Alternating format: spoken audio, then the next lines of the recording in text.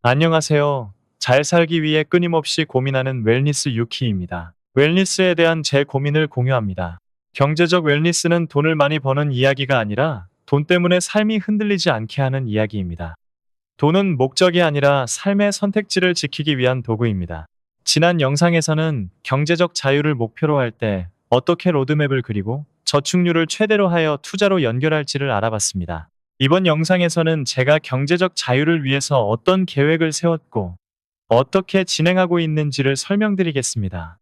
경제적 자유의 목표 설정. 저는 경제적 자유에 대해 고민하면서 개인의 경제적 자유 단계인 3단계까지 10년 동안 도달하는 목표를 잡았습니다. 경제적 자유 3단계는 자본소득이 연봉만큼 발생하는 단계이며 저의 목표 연간 수익률 10%를 기준으로 하면 연봉의 10배가 필요합니다. 세부적으로는 3개의 구간을 나누어 각 3년씩 배분하였고 남는 1년은 특정 구간에서 조금 더 길게 정체될 수 있다는 가정에 예비 1년을 두었습니다. 제1구간에서는 3년 동안 연봉 2배에 도달하는 것이 목표였습니다. 이를 위해 저축률을 세전 연봉의 50%로 고정하고 지출을 제한하였습니다. 세전 연봉의 50%를 3년간 모으고 남은 50%를 수익금으로 채우면 목표를 달성하는 계획이었습니다. 이 과정에서 진행을 더욱 촉진하기 위해서 연봉 2배 한도에서 신용대출을 받아 레버리지에 조절을 하였습니다. 계획은 무난하게 흘러가 3년 내에 제1구간의 목표를 달성하였습니다. 제2구간에서는 3년 동안 연봉 5배에 도달하는 것이 목표였습니다. 이 단계부터는 자본소득이 증가하여 소득을 계산할 때에 근로소득과 자본소득을 더해 총소득으로 인식하였습니다. 이 구간에서도 저축률은 세전 총소득의 50%로 고정하였으나 소득이 증가하면서 자연스럽게 지출에 대한 제한이 줄어들게 되었습니다. 이 구간에서는 매년 세전 연봉의 50%에 세전 자본소득의 50%가 누적되며 조정과 하락장에서의 레버리지 비율을 조절하여 추가 상승을 노리고 있습니다. 제3구간에서는 3년 동안 연봉 10배에 도달하는 것이 목표입니다. 이 단계에서도 저축률은 세전 총소득의 50%로 고정할 예정이나 지출하고 남은 돈은 저축으로 돌릴 예정이라 저축률은 더 증가할 것이라 생각합니다. 한편 현재 갖고 있는 취미활동과 관련된 사업을 구상하여 법인 설립을 할 계획입니다. 이를 통해 사업과 관련된 지출은 비용 처리를 통해 세금을 줄이고 새로운 현금 흐름을 만들 계획입니다. 또한 이 구간에서는 적극적으로 자산을 배분하여 하락장에서 자산을 방어하고 더 큰 상승을 꾀하는 전략을 구사할 계획입니다.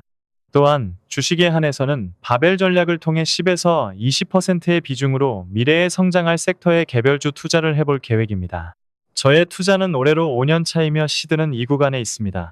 아직은 계획대로 진행 중이며 지금이 가장 중요한 순간이라는 생각이 듭니다.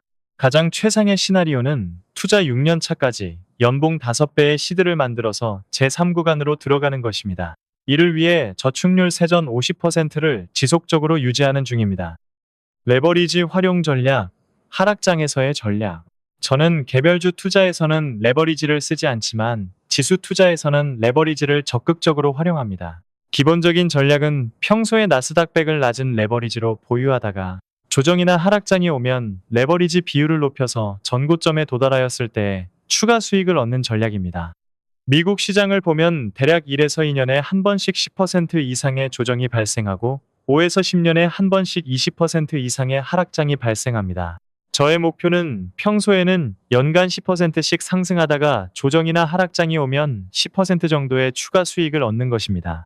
이를 위한 설계는 레버리지 비율을 높이는 전략을 분할로 접근하는 것입니다. 지수가 꾸준히 상승하는 시기에는 QQQ를 보유하고 30% 정도의 현금 비중을 갖고 있습니다. 하락장 1단계는 QQQ가 전고점을 기준으로 6% 하락하는 시점부터 시작됩니다. 이때부터 현금 비중을 7분할하여 전고점 기준으로 1.5% 추가 하락하는 시점마다 총 7번 TQQQ를 매수합니다. 만약 QQQ가 하락을 멈추고 반등하면 매수를 멈추고 매수했던 지점에서 다시 매수하지 않도록 합니다. 만약 그 이후로 더 하락을 한다면 하락장 2단계입니다. 일반 계좌에서 보유하고 있던 QQQ를 10분할하여 전고점 기준으로 1.5% 추가 하락하는 시점마다 총 10번 QQQ에서 TQQQ로 교체 매매를 합니다. 10분할한 QQQ를 모두 TQQQ로 바꾸게 되는 타이밍은 전고점 대비 30% 하락한 시점입니다. 만약 그 이후로 더 하락을 한다면 하락장 3단계입니다. 보유하고 있던 금을 처분하고 연저펀, IRP 계좌, ISA 계좌를 순차적으로 해지하면서 1.5% 추가 하락하는 시점마다 TQQQ를 매수합니다. 현재 저의 금 비중과 절세 계좌의 비중을 고려하면 전고점 대비 40.5%가량 하락하는 지점까지는 대응이 가능합니다. 시간이 지나고 자산이 증가하면서 금 비중이 늘고 절세 계좌에 들어간 자금이 많아질수록 더 큰 하락까지 대응할 수 있는 체력이 길러지게 됩니다. 레버리지 활용 전략, 반등할 때의 전략. 앞에서는 하락이 연속되는 상황을 가정하여 꾸준히 레버리지 비율을 높이는 것처럼 설명하였습니다. 하지만 실제로 발생하는 일은 하락하던 중에도 중간중간 기술적 반등이 섞이면 변동성 누적으로 기대보다 수익이 깎일 수 있습니다. 따라서 이러한 효과를 줄이기 위해 반등을 할 때마다 레버리지 비율을 즉각적으로 줄이는 전략을 취합니다. 이때를 위해 TQQQ를 매수한 수량과 가격을 계속해서 기록해둡니다. 기술적 반등이 발생하여 TQQQ가 매수한 가격으로부터 20% 상승하게 되면 딱 그 분량만큼만 매도하여 QLD로 교체 매매합니다. 만약 이대로 QQQ가 상승하면 연속적으로 더 높은 가격에서 매수했던 TQQQ들이 매수한 가격으로부터 20% 가격에 도달하게 될 것이고, 이를 QLD로 교체 매매하게 되면 연속적으로 레버리지 비율을 낮춰나갈 수 있습니다. 만약 반등이 기술적 반등이었고 다시 하락한다면 반등할 때 매도했던 TQQQ를 매수했던 QQQ 포인트에 도달하였을 때 교체 매매했던 QLD를 다시 TQQQ로 교체 매매합니다. 예를 들어 QQQ가 전고점 대비 마이너스 15%까지 하락하여 이때 TQQQ를 매수하였고, 곧이어 반등이 나와 TQQQ를 매수한 가격의 20% 수익을 보고 QLD로 교체 매매하였다면 추후 QQQ의 마이너스 15% 하락 포인트가 왔을 때 다시 QLD를 TQQQ로 교체 매매합니다. 쉽게 말해서 샀다가 팔았으면 다시 그 지점이 왔을 때 산다는 것입니다. 그 아래 가격의 기록은 바닥권에서 횡보할 때 수차례 반등과 다시 하락을 반복하면서 TQQQ와 QLD 사이에 교체 매매를 하였던 기록입니다. 레버리지 활용 전략 성과 계산. 이에 대한 성과를 계산하면 최대 하락까지 대응을 할 수 있으며 전고점으로 회복되는 기간이 2년 이내인 경우 평균적으로 10%의 수익을 기대할 수 있습니다. 이는 전고점에서 다시 전고점으로 돌아온 시점과의 비교이므로 단순히 QQQ만 보유하고 있는 것보다는 10% 정도의 초과 수익을 얻는 것으로 볼 수 있습니다.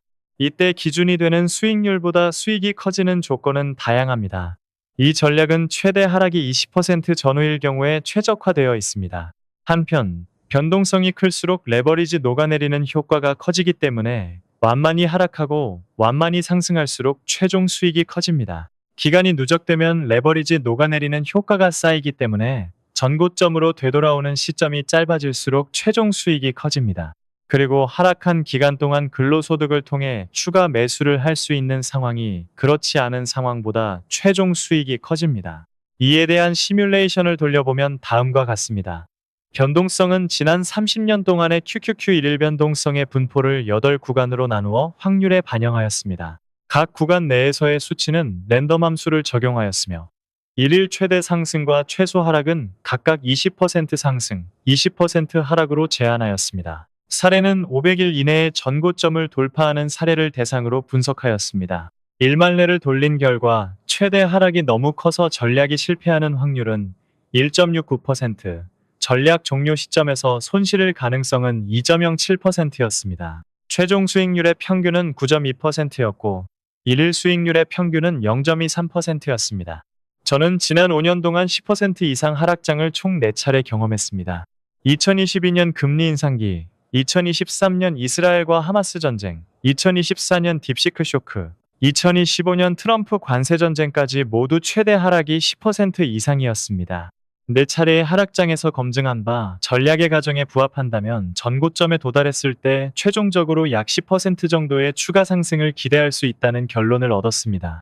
제가 제시한 시뮬레이션은 아무래도 제 상황에 맞게 튜닝한 결과이기 때문에 사람마다 세부적인 전략의 수정이 필요할 수도 있고 최종적으로 기대할 수 있는 수익률도 달라질 수 있습니다. 다만 저의 사례를 통해 노출 조절을 통해 레버리지 비율을 조절한다는 것이 어떤 의미인지 이해하고 각자의 상황에 맞는 전략으로 응용하실 수 있길 바라며 저의 전략과 시뮬레이션에 대해서 소개해 보았습니다. 오늘 영상에서는 경제적 자유에 대한 저의 목표 설정과 그를 위해 지수 투자를 기본으로 레버리지 비율을 조절하는 전략을 사용하는 방법에 대해서 다루었습니다. 다음 영상에서는 고배당 ETF와 커버드 콜 전략에 대해서 다루어 보도록 하겠습니다. 돈은 목적이 아니라 삶의 선택지를 지키기 위한 도구입니다. 웰니스 유키였습니다.